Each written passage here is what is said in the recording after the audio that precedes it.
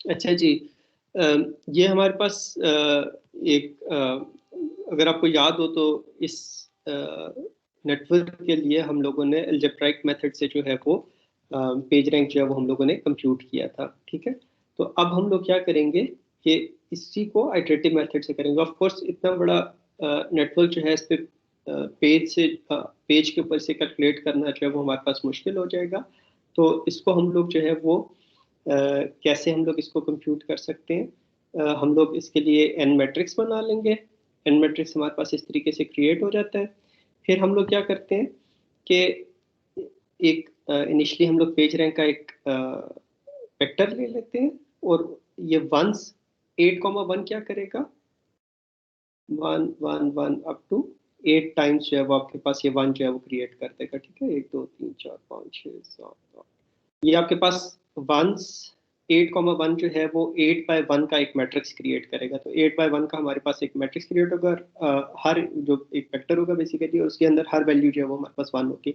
जब उसे divide by n करते हैं तो हर एक हमारे पास जो है वो 1/8 हो जाएगी। तो इनिशियली जो हम लोग पेज रैंक ले रहे हैं वो हम लोग क्या ले रहे हैं, सारी वैल्यूज जो वो 1/8 जो है वो हम लोग पेज रैंक ले रहे हैं।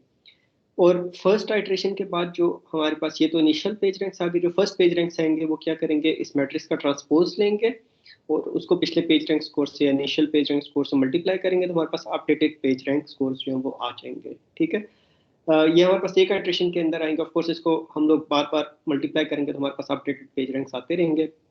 जब हम लोग इसको लेट से 30 टाइम्स या 100 टाइम्स करते हैं तो हमारी जम्पशन ये है कि पेज रैंक्स जो है वो हमारे पास कन्वर्ज कर जाएंगे, ठीक है। तो इसको हम लोग जो है वो रन करके देख लेते हैं। ये हमारे पास ऑनलाइन जो है वो मैटलैब टाइप हमारे पास इंटरफेस है। तो ये हमारे पास एडजेंसी मैट्रिक्स आ गया, ठीक है। और फिर हम लोगों ने जो है वो इनिशियल पेज रैंक्स निकाल लिए। ये हमारे पास इनिशियल पेज रैंक्स आ गए, ठीक है, 1/8 आ गया।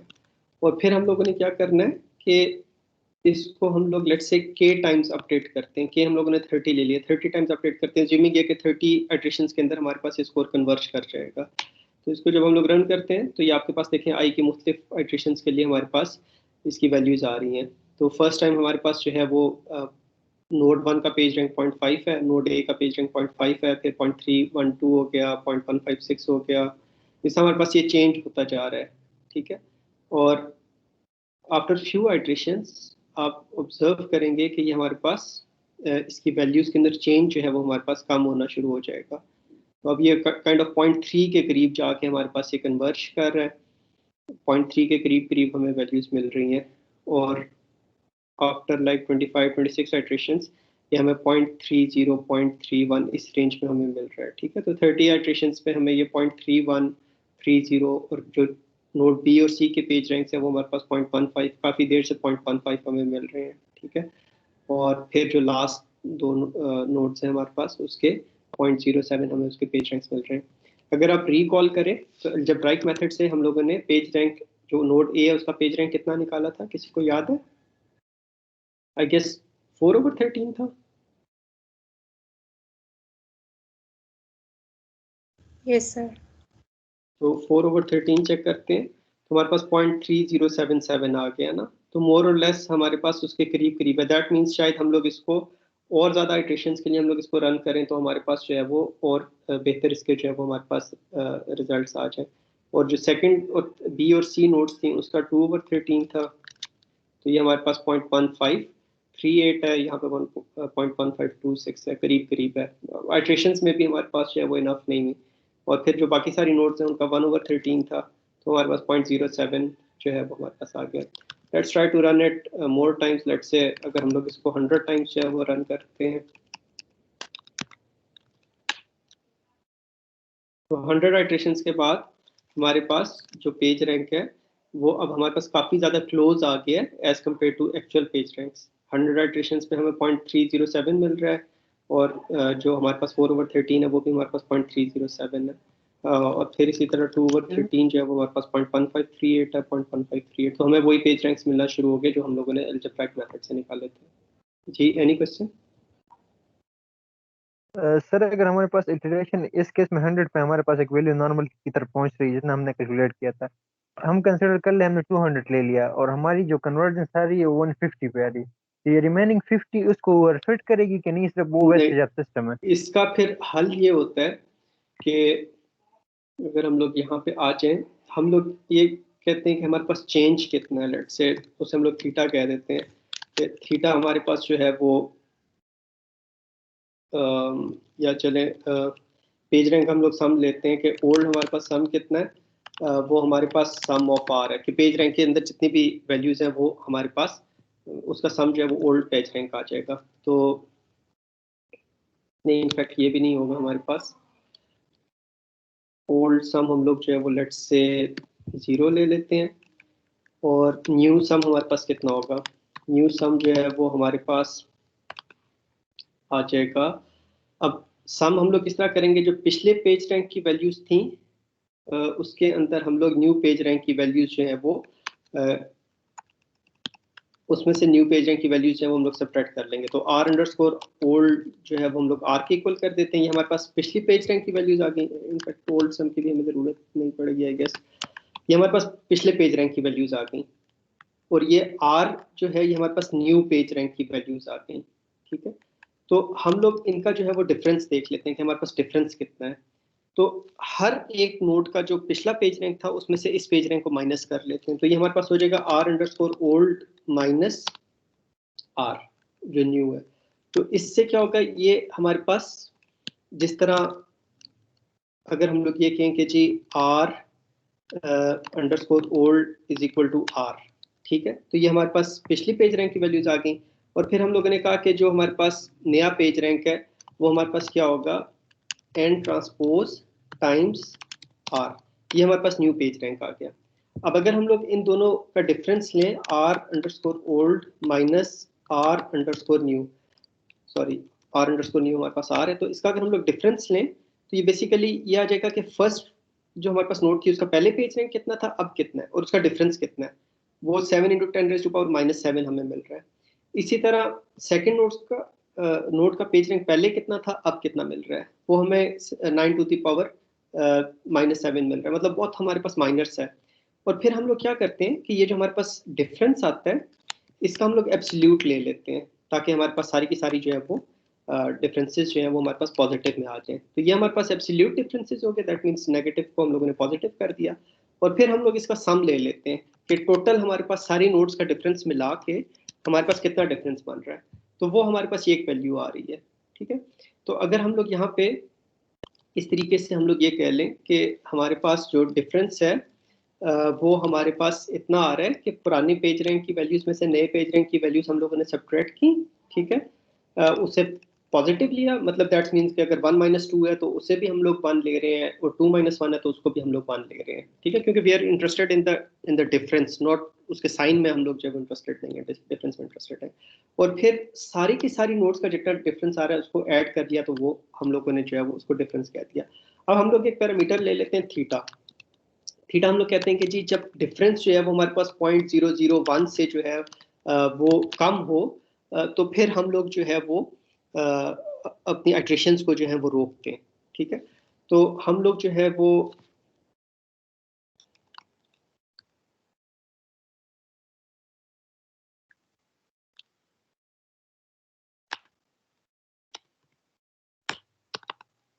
कहते हैं कि if difference is less than theta, जो हमारा थ्रेशोल्ड है, तो इसका मुझे साइंटेक्स जो है वो भूल गया, किसी को याद है मैटलैब का साइंटेक्स, इसको ब्रेक करना है तो हम लोग कैसे करेंगे? सर साइंटिस्ट देख लेंगे, यहाँ पे ब्रेक स्टेटमेंट आ जाएगा सर, वो मैं देख लूंगा।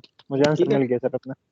तो यहाँ पे हम लोग ब्रेक कर देंगे। तो अब जितनी भी हमारे पास होगी इसको कोई भी स्टेटमेंट आपको नहीं आती, आप इसके अंदर हेल्प एफ लिखें तो आपका आ जाएगा एफ और एंड एफ के बीच में आ जाएगा। ठीक है, और एफ और फी भी हो सकता है और एफ और एंड एफ भी हो सकता है, तो इसको हम लोग एफ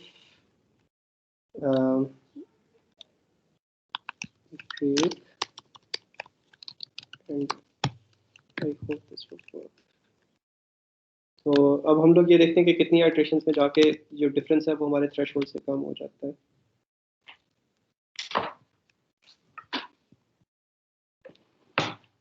इफ एक्सप्रेशन है हमारे पास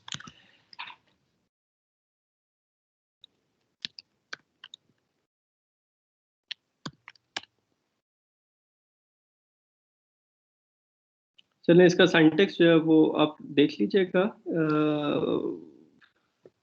इफ के बाद सेमीकोलन नहीं आएगा।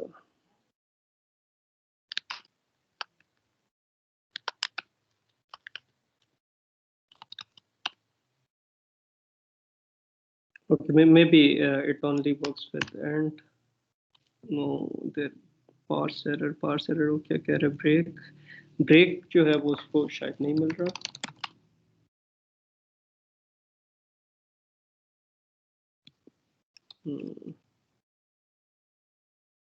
तो लेकिन मेन प्रिंसिपल इसका सिंटैक्स अगर आप ठीक कर लें तो मेन हमारे पास प्रिंसिपल यही होगा। I don't know, I am unable to figure it out just right now कि अभी हमारे पास जो है वो कहाँ पे जो है वो हमारे पास सिंटैक्स एरर आ रहा है। ओके, आई थिंक ये खत्म करके देखो, ब्रेक पे खत्म कर दो, डिलीट कर दो।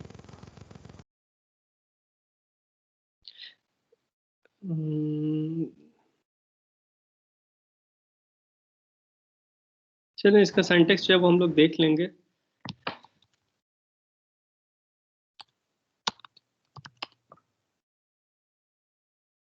सर एफ का सिंटैक्स मैंने आपको सेंड कर लिया है टीम्स में। डिफरेंस यहाँ पे हमारे पास जो है वो प्रॉब्लम आ रहा है। अच्छा, डिफरेंस जो वो प्री डिफाइंड हमारे पास फंक्शन है ना, उसके अंदर वो कर रहा है। तो ये हमारे पास जो है वो डिफरेंस जो है वो हम लोग इसको डी कह देते हैं। If D is less than theta तो ब्रेक, और इसको okay, I have to look into it ना। अभी मुझे एग्जैक्टली इसका समझ नहीं आ रही कि कहाँ पे एरर है। तो चलें, इसको जो है वो हम लोग देख लेंगे। ये सम के अंदर जो है वो सिंटैक्स एरर दे रहा है। मे बी इसने माइनस उसने चेंज कर दिया था। वो पावर पॉइंट के अंदर था तो उसने माइनस को जो वो डैश लगा दिया था। तो अब ये देखें कि हमारे पास 56 वो दोनों चल जाते हैं। हमारे पास 56 आइट्रेशंस के ऊपर जो है वो ये स्कोर्स जो है वो हमारे पास कन्वर्ज कर गए हैं। ठीक है, i इज इक्वल टू 56 पे हमारे पास जो डिफरेंस है स्कोर्स में वो हमारे पास थीटा से जो है वो हमारे पास कम हो गया। तो इस पर्टिकुलर नेटवर्क के लिए और इस पर्टिकुलर थीटा के लिए 0.001 के लिए हमारे पास कितनी आइट्रेशंस के अंदर हो गया, 56 आइट्रेशंस के अंदर जो है वो हमारे पास स्कोर्स जो है वो कन्वर्ज हो गए। ठीक है जी। Yes sir, thank you sir.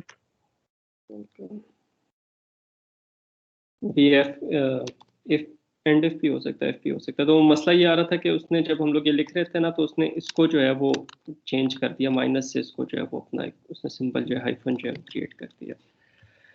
तो आई गेस ये चीज़ होगी। फिर इसको आप लोग जो है वो देख लीजिएगा। ये एक नेटवर्क है, इसके अंदर आपने जो है वो इसका मैट्रिक्स n निकालना है, अपने तौर पे आप निकाल लीजिएगा। और फिर पेज रैंक जो है वो निकालना है। तो इसका सोल्यूशन भी हम लोग खैर डिस्कस कर लेते हैं। 1 के हमारे पास 2 आउटवर्ड एजेस हैं, तो ये हमारे पास आ गए। बी का हमारे पास जो है वो एक आउटवर्ड एज है, उसका 1 0 0 आ गया, और सी का एक आउटवर्ड एज है 0 1 0 आ गया। तो इनिशियल पेज रैंक्स अगर हमारे पास 1/2 1/4 1/4 दिए हुए हैं तो इसकी कैलकुलेशन बड़ी आसान सी होती है कि आपने इसको अब जिस तरह फर्स्ट नोड के लिए अगर आपने